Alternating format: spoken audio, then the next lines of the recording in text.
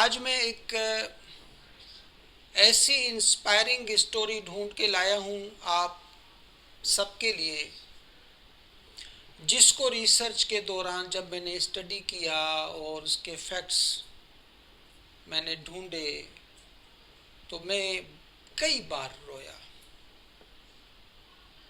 एक ऐसी स्टोरी, एक ऐसे शख्स की स्टोरी जिसको कैंसर हो चुका है, जिसकी एक टांग कट चुकी है और अब नकली टांग के साथ वो जिंदगी गुजार रहा हो और उम्र 22 साल से कम हो और डॉक्टर्स को ये कहते हुए सुने कि बचने के चांसेस सिर्फ 15% है।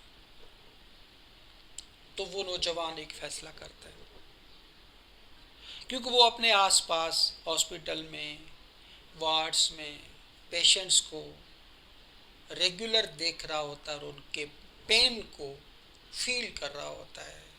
तो वो फैसला करता है कि मैंने इस मूजी मर्ज को शिकस्त देने के लिए कुछ करना है, मरने से पहले कुछ करना है।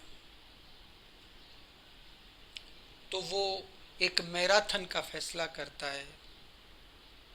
सेंट जॉन्स न्यू फाउंडलैंड से लेकर ओंटारियो तक 6 प्रोविंसेस क्रॉस करके 5000 किलोमीटर का फासला तय करने का फैसला करता है और इसको वो नाम देता है मैराथन ऑफ होप। आप अगर उसकी तस्वीरें देखेंगे दौड़ते हुए, जो उसने टी शर्ट पहनी हुई है, तो उसके ऊपर लिखा हुआ है मैराथन ऑफ होप। ये कैंसर सोसाइटी ऑफ कनाडा के पास जाता है कि मैं ये मैराथन करना चाहता हूँ, आप मेरे साथ कोऑपरेट करो। वो समझते हैं कि यार ये करना क्या, आप क्या अचीव करना चाहते हो। वो कहता है मैं $1 मिलियन का फंड रेज करना चाहता हूँ ताकि कैंसर के पेशेंट्स के लिए रिसर्च हो सके, काम हो सके। वो कहते हैं इससे होगा तो कुछ नहीं, लिहाजा वो उसको टास्क देते हैं जाए कोई स्पॉन्सर ढूंढ के लाएं। उसको कोई स्पॉन्सर नहीं मिलता। तो 12 अप्रैल 1980 को ये खुद ही अकेला 5000 किलोमीटर की मैराथन का सफ़र तय करने का फैसला करता है। जब इसकी वालदा को पता चलता है तो वो आती है, बेटे को मना करती है। बेटा जब बज़िद होता है कि नहीं हमें मैंने जाना है, तो वो उसके वालिद से बात करती है और इसके वालिद इसको कहते हैं, अच्छा वालिद उससे पूछते हैं कब जाएगा। इसका मतलब वालिद को अपने बेटे का पता है कि वो जो ठान लेता है वो करेगा। फिर जिस दिन बेटा सफ़र शुरू करता है तो वालिद उसको कहता है कि माय सन इट्स अनफेयर।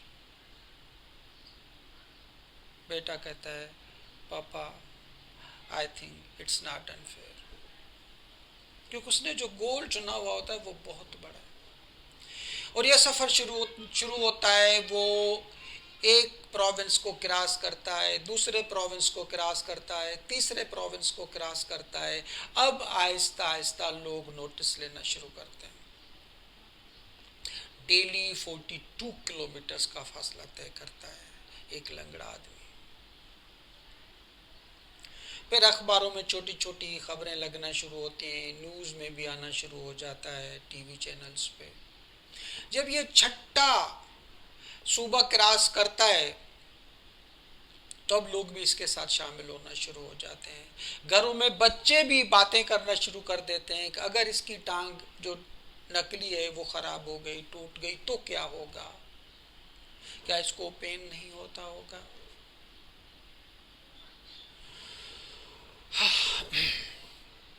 143 दिन के मुसलसल सफर के बाद जब ये थंडर बे ओंटारियो पहुंचता है तो इसकी टांग में बहुत ज्यादा सख्त दर्द होता है। तो ये अपने एक दोस्त को कहता है मुझे हॉस्पिटल लेके जाओ। अब इसकी मंजिल सिर्फ 18 किलोमीटर दूर होती है। लोग चीख रहे होते हैं तुम कर सकते हो, तुम कर जाओगे, दौड़ो दौड़ो, लेकिन उससे पता है कि मैं नहीं दौड़ सकता।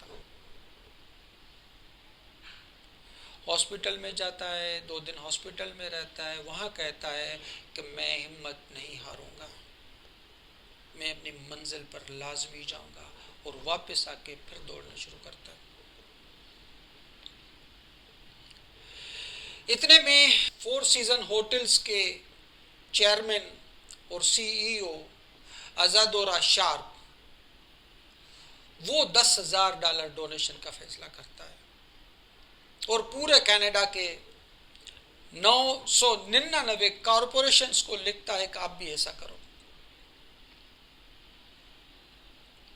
फिर FM radio channels, TV channels वो टेलीथॉन शुरू कर देते हैं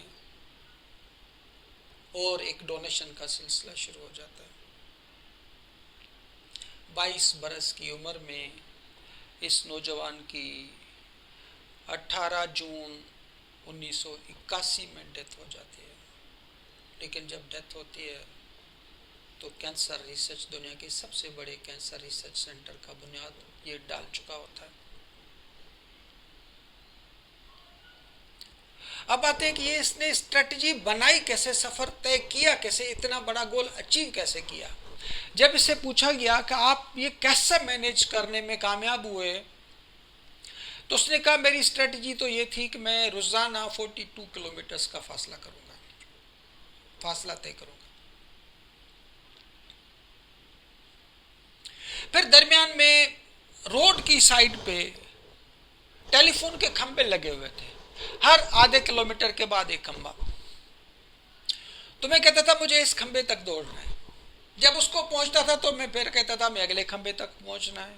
और यूं एक खंभे से दूसरे खंभे के चक्कर में मैं रोजाना 84 खंभे क्रॉस करता था और फिर आगे जाके रेस्ट करता था। तो मैंने प्रोफेशनल लाइफ में देखा, जब आपके सामने कोई बहुत बड़ा गोल हो तो उसके लिए कहा जाता है चंक इट डाउन, उसे छोटे छोटे पीसेस में डिवाइड करो, वो अचीव करना आसान हो जाता है। यानी बड़े गोल को जो आपको नामुमकिन लगता है उसको अचीवेबल पीसेस में डिवाइड करो तो आपका बिलीव बन जाता है, यस इट इज पॉसिबल, ये मैं कर सकता हूं। तो मेरे दोस्तों, अगर टेरी फोक्स दुनिया की सबसे बड़ी रिसर्च सेंटर बनाने में कामयाब हो सकता है और उसके बाद से हर साल, ये आप पिक्चर देखिएगा, हर साल मैराथन ऑफ होप होती है कनाडा में और हजारों लोग शरीक होते हैं और millions of dollars cancer research के लिए एज ए डोनेशन जमा होते हैं। आई होप इस स्टोरी ने आपको इंस्पायर किया होगा। अपने कमेंट्स लाजमी दीजिएगा, मेरे चैनल को सब्सक्राइब कीजिएगा और बेल के बटन को क्लिक कीजिएगा।